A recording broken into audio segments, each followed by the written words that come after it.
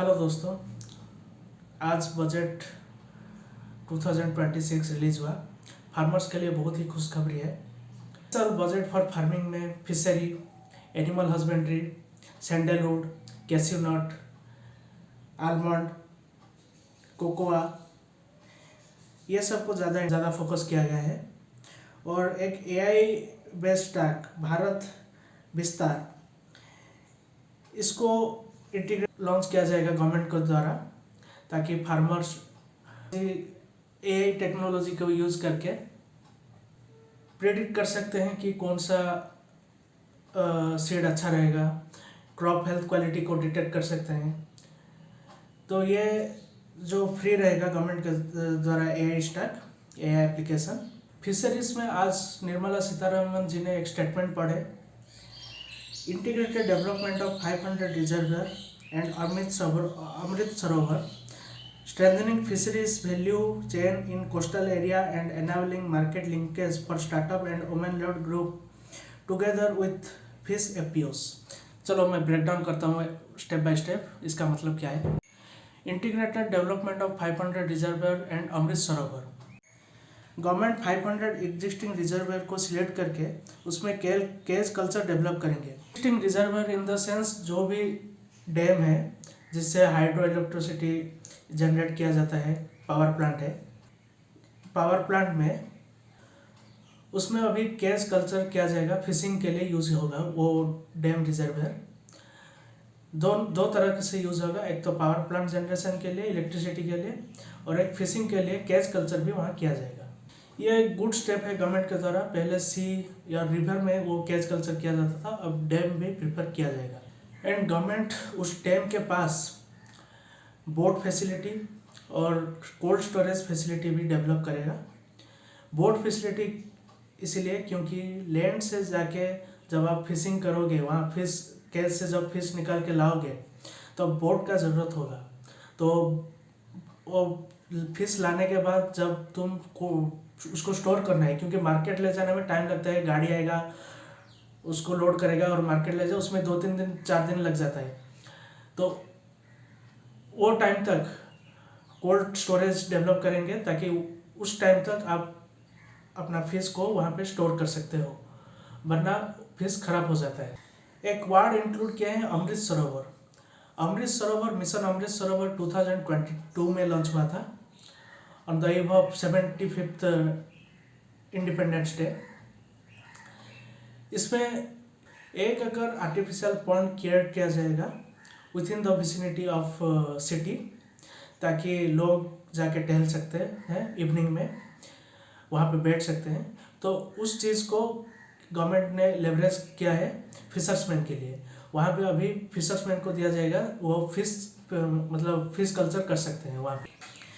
Strengthening fisheries value chain in coastal area and enabling market linkage for startups and women-led group together with fish FPOs। Market linkage for startup, ये भी जो startup आजकल आ रहे हैं जो FPO को farmers को मदद कर रहे हैं। जो भी स्टार्टअप ऐसे एफपीओस और फार्मर्स को मदद करेगा एक्सपोर्ट मार्केट के लिए या फिर सेल्स के लिए, जिन्हें भी फंडिंग के लिए इस बार सुझाव मिलेगा। आपको पता होगा रिसेंटली ईयू इंडिया जो ट्रेड डील हुआ है, फ्री ट्रेड एग्रीमेंट अभी रिसेंटली हुआ है, आपको पता ही होगा। तो इसमें होगा क्या, फ्री ट्रेड एग्रीमेंट में विदाउट टैरिफ हमारा प्रोडक्ट ईयू मार्केट में जाएगा। तो इसका मतलब यह होगा कि हम कम दाम में हमारा प्रोडक्ट वहाँ पे सेल कर सकते हैं। तो स्पेशली जो भी फिशरीज सेक्टर है, फिश, श्रिम्प, ये सभी एक्सपोर्ट अपॉर्चुनिटी ईयू मार्केट के लिए हमारे लिए ज़्यादा लेवरेज ले सकते हैं। चलिए देखते हैं animal husbandry. Support entrepreneurship in sector to facilitate job creation in rural and peri urban area.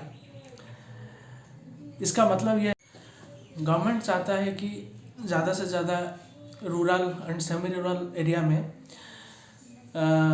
Farm entrepreneurs generate करें, ताकि फार्मर्स अपने आप ही जितना भी मतलब उनका प्रोडक्ट्स है वो अपने आप सेल कर सकते हैं। तो उसके लिए लोन फैसिलिटी गवर्नमेंट लेके आया है, loan link capital subsidy scheme support. इसका मतलब ये है कि गवर्नमेंट 60 to 65% आपको लोन देगा। आपको 10 to 25% आपके तरफ से इन्वेस्ट करना होगा। Support scheme for establishment of veterinary and paravet college, veterinary hospital, diagnostic laboratories and breeding facility in private sector.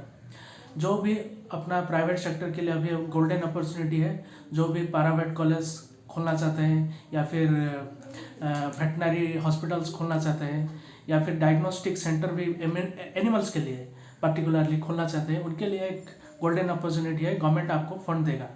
कैसे आप फंड्स के लिए एलिजिबल होंगे और कैसे आप अप्लाई करेंगे, उसके लिए मैं आपके लिए एक सेपरेट डेडिकेटेड वीडियो लेके आऊँगा। ब्रीडिंग फैसिलिटी में आप सीमेन प्रोडक्शन कर सकते हो एनिमल्स का, उसको सेल कर सकते हो, या फिर आप बेबी एनिमल्स फार्मर्स को सेल कर सकते हो, उसके लिए भी आपको गवर्नमेंट लोन देगा। इस साल हॉर्टिकल्चर में वालनट, पाइलनट एंड आलमंड्स को ज़्यादा प्रायोरिटी दिया गया है। यहाँ पे इंक्लूड किया है expand high density cultivation of walnut, almonds and pine nuts. इसका मतलब ऐसा technology, seed quality and fertiliser आपको गवर्नमेंट स्पेशली ऑर्गेनिक फर्टिलाइज़र आपको गवर्नमेंट हेल्प करेगा एडॉप्ट करने के लिए, ताकि आप ज़्यादा से ज़्यादा कम एरिया में ज़्यादा से ज़्यादा इसको ग्रो कर सको, आपका आउटपुट ज़्यादा हो। इनका मेन पर्पज़ यही है। कैस्यू कोकोआ को भी इस साल प्रायोरिटी ज़्यादा दिया गया है। कैस्यू और कोका फार्मिंग को, अगर आप इस दो चीज़ को भी फार्मिंग करने के बारे में सोच रहे हो, आपको गवर्नमेंट से अच्छा खासा सपोर्ट मिलेगा। कोकोनट प्रमोशन स्कीम, आज निर्मला सीतारमन जी ने कहा इंडिया में लगभग 1 करोड़ फार्मर ऐसे हैं जो कि कोकोनट फार्मिंग करते हैं और उस पर ही निर्भर है। तो उनका जो फार्म प्रोडक्ट कोकोनट है, उसको कैसे प्रोसेस करके उससे फाइन रिफाइन प्रोडक्ट बना सकते हैं, ताकि वो एक्सपोर्ट ग्रेड का क्वालिटी मिल सके। इसके ऊपर ज़्यादा फोकस है गवर्नमेंट का। सैंडलवुड को भी एम्फासिस किया गया है। जैसे आपको पता होगा सैंडलवुड ज़्यादातर एज ए रॉ मटेरियल बहुत सारे प्रोडक्ट में यूज़ आता है, परफ्यूम्स, इंसेंस स्टिक और भी बहुत सारा प्रोडक्ट है जिसमें sandalwood as a raw material use होता है। क्योंकि आपको भी पता है सैंडलवुड मतलब ग्रो करने में बहुत साल लगता है, वो एक लॉन्ग टर्म इन्वेस्टमेंट आपको देना पड़ेगा। मुझे एग्जैक्टली तो पता नहीं, लेकिन लगभग 7 से 8 साल तो लगता है उसको फुली ग्रो होने में। इसलिए ज़्यादातर फार्मर इसमें इन्वेस्ट करना नहीं चाहते हैं। पर इस बार विद गवर्नमेंट सपोर्ट आप सैंडलवुड को ग्रो कर सकते हो। एंड इसमें एक सेंटेंस यूज़ किए हैं, post harvesting processing of sandalwood, मतलब उसको हार्वेस्ट करोगे, उसके बाद जो प्रोसेसिंग करोगे एक फाइन ट्यून प्रोडक्ट बनाने के लिए, वो जो प्रोसेसिंग के लिए जो भी आपको मशीनरी लगेगा, उसका जो कैपेक्स है वो गवर्नमेंट से आप ले सकते हो, आप अप्लाई कर सकते हो। भारत विस्तार, integrating AgriStack portal and the ICR package on agricultural practice with AI system. चलो इसको ब्रेक डाउन करता हूँ मैं। भारत विस्तार एक AI बेस्ड ऐप और वेबसाइट होगा, जिसमें आप एज ए फार्मर आप साइन अप करके आप अपना प्रॉब्लम AI से पूछ सकते हो। फॉर एग्जांपल आपके क्रॉप में इंसेक्ट्स लग गया, तो आप उस मतलब ऐप को यूज़ करके आप उसको स्कैन करोगे, वो ऐप उसको फ़ोटो को प्रोसेस करेगा, आपको सजेशन देगा कि आपको क्या करना चाहिए, कौन सा मतलब बेस्ट स्प्रे आपको यूज़ करना चाहिए, कौन सा फर्टिलाइज़र आपको यूज़ करना चाहिए, वो AI ऐप आपको बताएगा।